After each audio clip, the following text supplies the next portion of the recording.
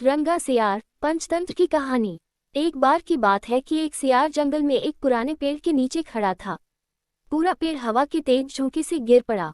सियार उसकी चपेट में आ गया और बुरी तरह घायल हो गया। वह किसी तरह घिसटता घिसटता अपनी मान तक पहुंचा। कई दिन बाद वह मान से बाहर आया। उसे भूख लग रही थी। शरीर कमजोर हो गया था। तभी उसे एक खरगोश नजर आया। उसे दबोचने के लिए वह झपटा। सियार कुछ दूर भागकर हौंफने लगा। उसके शरीर में जान ही कहाँ रह गई थी। फिर उसने एक बटेर का पीछा करने की कोशिश की। यहाँ भी वह असफल रहा। हिरन का पीछा करने की तो उसकी हिम्मत भी न हुई। वह खड़ा सोचने लगा। शिकार वह कर नहीं पा रहा था। भूखों मरने की नौबत आई ही समझो। क्या किया जाए। वह इधर उधर घूमने लगा पर कहीं कोई मरा जानवर नहीं मिला। घूमता घूमता वह एक बस्ती में आ गया। उसने सोचा शायद कोई मुर्गी या उसका बच्चा हाथ लग जाए। वह इधर उधर गलियों में घूमने लगा। तभी कुत्ते भान भान करते उसके पीछे पड़ गए। सियार को जान बचाने के लिए भागना पड़ा। गलियों में घुसकर उनको छकाने की कोशिश करने लगा पर कुत्ते तो कस्बे की गली गली से परिचित थे। सियार के पीछे पड़े कुत्तों की टोली बढ़ती जा रही थी और सियार के कमजोर शरीर का बल समाप्त होता जा रहा था। सियार भागता हुआ रंगरेजों की बस्ती में आ पहुंचा था। वहां उसे एक घर के सामने एक बड़ा ड्रम नजर आया। वह जान बचाने के लिए उसी ड्रम में कूद पड़ा।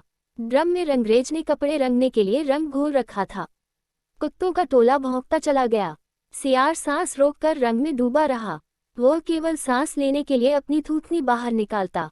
जब उसे पूरा यकीन हो गया कि अब कोई खतरा नहीं है तो वह बाहर निकला। वह रंग में भीग चुका था। जंगल में पहुंचकर उसने देखा कि उसके शरीर का सारा रंग हरा हो गया है। उस ड्रम में रंगरेज ने हरा रंग घोल रखा था। उसके हरे रंग को जो भी जंगली जीव देखता वह भयभीत हो जाता। उनको खौफ से कांपते देखकर रंगे सियार के दुष्ट दिमाग में एक योजना आई। रंगे सियार ने डरकर भागते जीवों को आवाज दी, भाइयों भागो मत, मेरी बात सुनो। उसकी बात सुनकर सभी भागते जानवर ठिठके।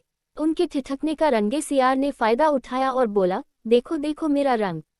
ऐसा रंग किसी जानवर का धरती पर है नहीं ना। मतलब समझो, भगवान ने मुझे ये खास रंग देकर तुम्हारे पास भेजा है। तुम सब जानवरों को बुला लाओ तो मैं भगवान का संदेश सुनाऊं। उसकी बातों का सब पर गहरा प्रभाव पड़ा। वे जाकर जंगल के दूसरे सभी जानवरों को बुलाकर लाए। जब सब आ गए तो रंगा सियार एक ऊंचे पत्थर पर चढ़कर बोला, वन्य प्राणियों, प्रजापति ब्रह्मा ने मुझे खुद अपने हाथों से इस अलौकिक रंग का प्राणी बनाकर कहा कि संसार में जानवरों का कोई शासक नहीं है। तुम्हें जाकर जानवरों का राजा बनकर उनका कल्याण करना है। तुम्हारा नाम सम्राट ककुदुम होगा। तीनों लोकों के वन्य जीव तुम्हारी प्रजा होंगे। अब तुम लोग अनाथ नहीं रहे। मेरी छत्र छाया में निर्भय होकर रहो। सभी जानवर वैसे ही सियार के अजीब रंग से चकराए हुए थे। उसकी बातों ने तो जादू का काम किया। शेर, बाघ व चीते की भी ऊपर की सांस ऊपर और नीचे की सांस नीचे रह गई। उसकी बात काटने की किसी में हिम्मत न हुई। देखते ही देखते सारे जानवर उसके चरणों में लौटने लगे और एक स्वर में बोले, हे ब्रह्मा के दूत, प्राणियों में श्रेष्ठ ककुदुम, हम आपको अपना सम्राट स्वीकार करते हैं। भगवान की इच्छा का पालन करके हमें बड़ी प्रसन्नता होगी। एक बूढ़े हाथी ने कहा, हे सम्राट, अब हमें बताए कि हमारा क्या कर्तव्य है। रंगा सियार सम्राट की तरह पंजा उठाकर बोला, तुम्हें अपने सम्राट की खूब सेवा और आदर करना चाहिए। उसे कोई तकलीफ नहीं होनी चाहिए। हमारे खाने पीने का शाही प्रबंध होना चाहिए।